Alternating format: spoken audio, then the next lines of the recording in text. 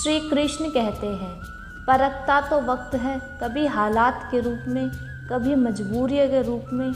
भाग्य तो बस आपकी काबिलियत देखता है। जीवन में कभी किसी से अपनी तुलना मत करो, आप जैसे हैं सर्वश्रेष्ठ हैं। पूरी दुनिया में पक्षियों की 10,000 से भी ज़्यादा प्रजातियां पाई जाती हैं। सभी के वही 2 पंख, 2 पंजे और 1 गर्दन होती है, लेकिन इन्हीं में से एक ऐसा पक्षी है जिसकी एक अलग ही पहचान है, जो आसमान का सीना चीर के हज़ारों मीटर ऊपर 120 किलोमीटर पर आवर की रफ्तार से उड़ता है, जो खुद के कहीं गुना अधिक वजन के शिकार को भी अपने पंजों पे दबोच कर उड़ जाता है, और इसीलिए उसे पक्षियों का राजा कहा जाता है, जिसे हम बाज के नाम से जानते हैं। और एक बाज इतना ऊंचा मुकाम हासिल करता है अपनी ट्रेनिंग और अपनी पूर्व जन्म की वजह से। अगर आप भी इस दुनिया में एक मुकाम हासिल करना चाहते हैं तो एक बाज को बाज बनने का पूरा सफ़र आपको जानना बहुत ज़रूरी है, क्योंकि 25 से 30 की उम्र तक आने के बाद भी लोगों को रिस्क लेने से डर लगता है, लेकिन एक बाज की जीवन की शुरुआत ही रिस्क से होती है। जिस उम्र में बाकी पक्षियों के बच्चे सिर्फ ची ची करना सीखते हैं, उस उम्र में एक मादा बाज अपने बच्चे को पंजों में दबोचकर हज़ारों मीटर आसमान की ऊंचाई में उड़ा दी जाती है, उसे ये बताने के लिए कि तेरा जन्म आसमान का सीना चीर के सबसे ऊपर उड़ने के लिए हुआ है। तेरा जन्म पक्षियों का बादशाह बनने के लिए हुआ है। ज़मीन से हज़ारों मीटर ऊपर ले जाकर मादा बाज अपने पंजों से उसे छोड़ देती है, और यहीं से शुरू होती है उसकी हाई रिस्क ट्रेनिंग। वो चूजा ज़मीन की तरफ तेज़ी से गिरने लगता है, थोड़ा नीचे आता है और उसके पंख खुलने लगते हैं। नीचे आते आते वो अपने पंख फड़फड़ाने लगता है, लेकिन वो अभी तक उड़ा नहीं सीखा।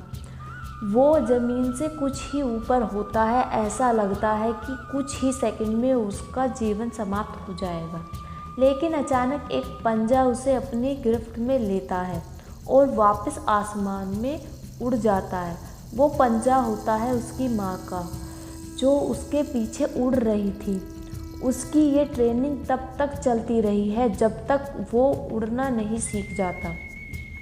इतनी हाई रिस्क ट्रेनिंग होने के बाद इस दुनिया को एक बाज मिलता है।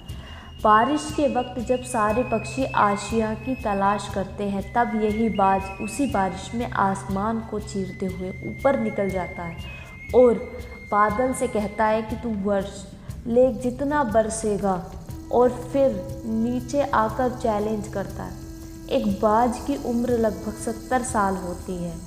जब वह 40 साल का होता है तब एक परेशानी उसकी ज़िंदगी में मौत बनकर आती है, जो आपकी परेशानियों की तुलना में बहुत बड़ी होती है, क्योंकि 40 साल की उम्र में बाज की चोंच इतनी मुड़ जाती है कि उसे शिकार निगलने में बहुत परेशानी होती है।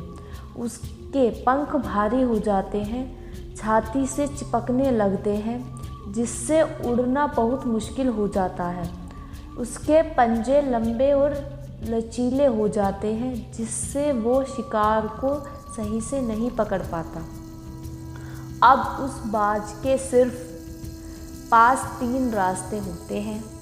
वो अपने शरीर त्याग सकता है, वो गिद्ध की तरह छोड़े हुए भोजन पे निर्भर हो जाए, और सबसे कठिन और पीड़ादायक रास्ता अपने आप को पुनः स्थापित का, फिर से आसमान का सीना चीरकर उड़ने का, और वो इसी तीसरे रास्ते को चुनता है और अपने पास के सबसे ऊंची चोटी पे पहुंच जाता है। वहाँ पर अपना घोंसला बनाता है और फिर शुरू होता है परेशानियों को जड़ से उखाड़कर आसमान में उड़ने का सफ़र। वह अपनी चोंच को एक चट्टान पर मार मार कर तोड़ देता है, लहूलुहान हो जाता है और इंतज़ार करता है नई चोंच के आने का। उसके बाद अपनी नई चोंच से अपने पंजों को काट देता है और फिर इंतज़ार करता है नए पंजों के उग आने का। उसके बाद वह अपने एक एक पंख को अपने शरीर से अलग करता है और फिर इंतज़ार करता है नए पंख उग आने का। और इस प्रक्रिया में उसे समय लगता है पूरे 5 महीने का। इस 5 महीने के कड़ी तपस्या से एक बाज का पुनः जन्म होता है। वो फिर से तैयार हो जाता है आसमान का सीना चीरकर उड़ने के लिए। जो 3 रास्ते बाज के पास थे वही 3 रास्ते आपके पास होते हैं, लेकिन कुछ लोग पहले रास्ते को चुनते हैं और परेशानियों के तले दबकर सुसाइड कर लेते हैं। ज़्यादातर लोग दूसरे रास्ते को चुनते हैं। वो परेशानियों का बोझ पड़ते ही अपने लक्ष्य को छोड़कर एक नॉर्मल लाइफ जीने लगते हैं। और कुछ वो लोग भी होते हैं जो इन परेशानियों को लात मारकर अपनी मेहनत के दम पर बाज की तरह आसमान की बुलंदियों को छूते हैं। दोस्तों, बाज की ये ट्रेनिंग हमें बहुत बड़ी सीख देती है कि अगर रिस्क लेना पड़े तो लो, कि अपनी फील्ड में अपने आप को इतना ट्रेन कर लो कि उस फील्ड में आपसे ऊपर उड़ने के बारे में सोचकर लोगों के पसीने छूट जाए, तभी आप अपने फील्ड के बादशाह कहलाओ।